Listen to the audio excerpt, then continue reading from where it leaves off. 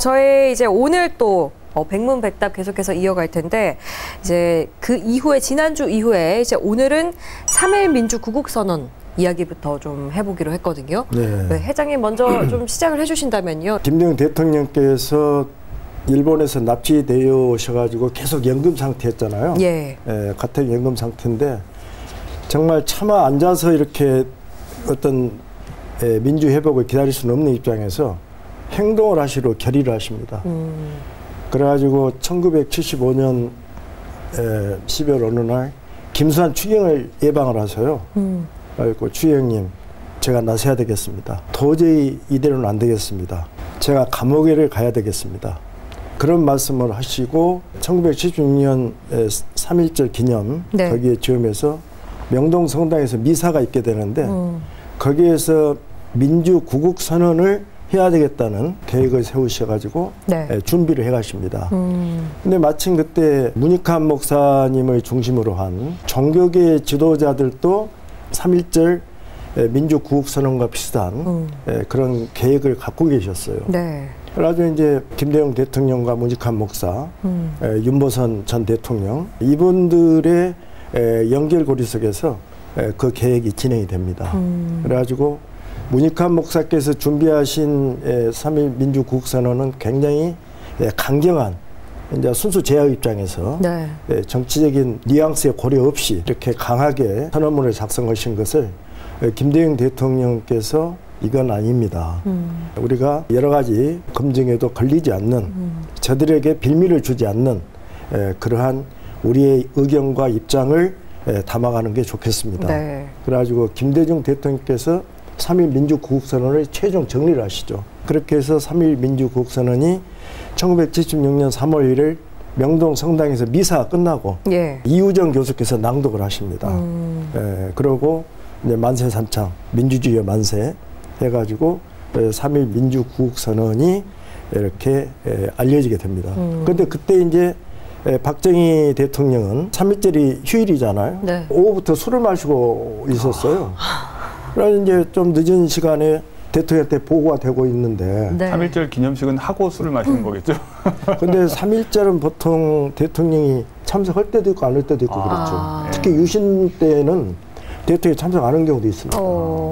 그래가지고 이제 술자리에 보고가 들어오니까 그래 했는데 김대중이도 들어있습니다. 거기에 박정희 대통령이 뒤집어져 버린 겁니다.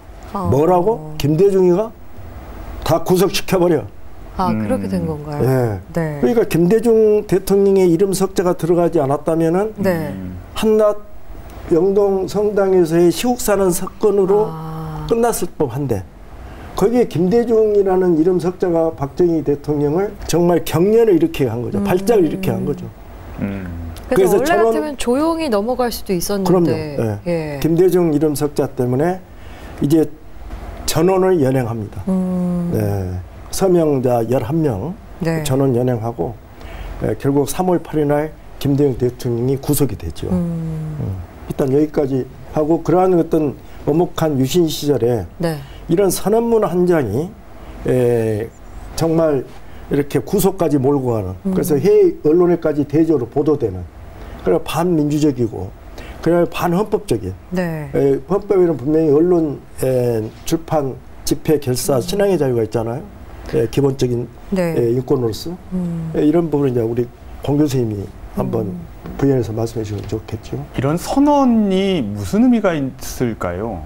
그러니까 제가 이렇게 생각을 해보면 저는 뭐 용기가 안 나서도 뭐 나서지는 못할 것 같은데 누군가가 나서서 그것도 이제 서명한 사람이 11명 그러니까 그렇게 소수의 사람이 선언을 하는 게 도대체 무슨 의미가 있을까?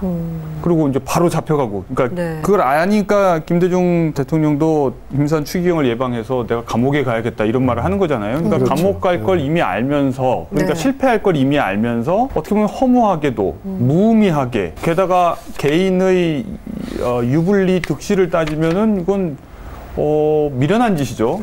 뭐하러 하는 걸까? 근데 우리 또 과거에 독립투사들도 약간 이런 식으로 모여서 뭔가 사람들은 계속해서 이렇게 못하게 하는데도 굳이 이런 뭐 시위가 됐건 옛날에 뭐 대학가에 경찰들이 잠복해 있고 그래서 뭐 모여서 뭘 하지도 못하게 하는데도 갑자기 나타나서 뭐 몇 명의 학생들이 뭐 전단을 뿌린다든지 뭔가를 외친다든지 이런 네. 행동을 하는 이유가 뭘까? 그냥 자기 욕구 분출일까? 아니면 뭘까? 이렇게 생각을 해보면 지금 이제 한 가지는 방금 말씀하신 것처럼 이제 외부의 이제 언론이 이제 해외 언론이 이제 관심을 가지는 것도 하나가 있고, 그러니까 국내 언론 상황은 워낙 엄혹해서 보도가 안 되지만 네. 김대중 이름 석자가 알려지지 않도록 최대한 억압을 하지만 외신은 그걸 뭐 가감 없이 이제 보도를 하니까 해외에 일단 이런 일이 있다는 것 알려지는 것도 있고, 네. 그리고 아무리 쉬쉬해도 국내의 많은 사람들도 시간이 흘러서 전달받는 것 같아요. 알게 되는 것 같아요. 이제 그것이 가지고 있는 의미가 뭘까? 그러면 이제 보통 이제 사람들이 소리를 내지 않는 이유는 나만 이렇게 생각하는 거 아니야? 남들은 다 동의하는데, 남들은 다 박정희 좋아하는데 나만 싫어하는 거야? 네. 나만 이게 문제라고 생각해? 남들은 다 문제 없다고 생각하는데 나만 이상한가 하고 이제 있죠. 나만 이상하고 나만 질타의 그렇죠. 대상이 되면 어쩌지? 그럼 나만 입 다물고 있으면 사실 네. 세상은 문제 없는 건데 그렇기 때문에도 독재 또는 전체주의 국가가 사람들을 고립시키거든요. 만나서 얘기하지 못하도록. 네. 뭔가 생각이 옮겨가지 않도록. 그래서 이제 굳이 누군가를 이제 감옥에 가둘 때 다 격리시키죠, 독방에. 네.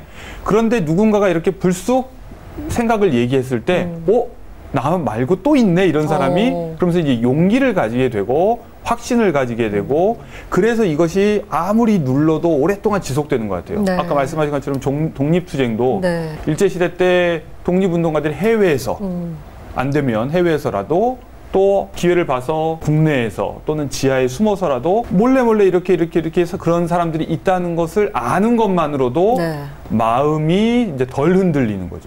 그럼 나만 이상한 게 아니구나. 이게 이제 굉장히 중요한 것 같아요. 그러니까 공동의 의식을 형성하기 위한 부단한 노력. 네.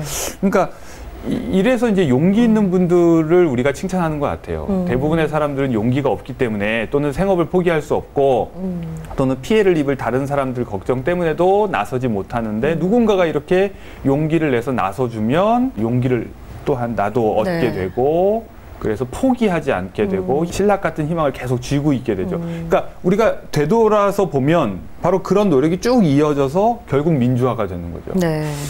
그런 의미에서 참 대단하신 분들인 것 같아요.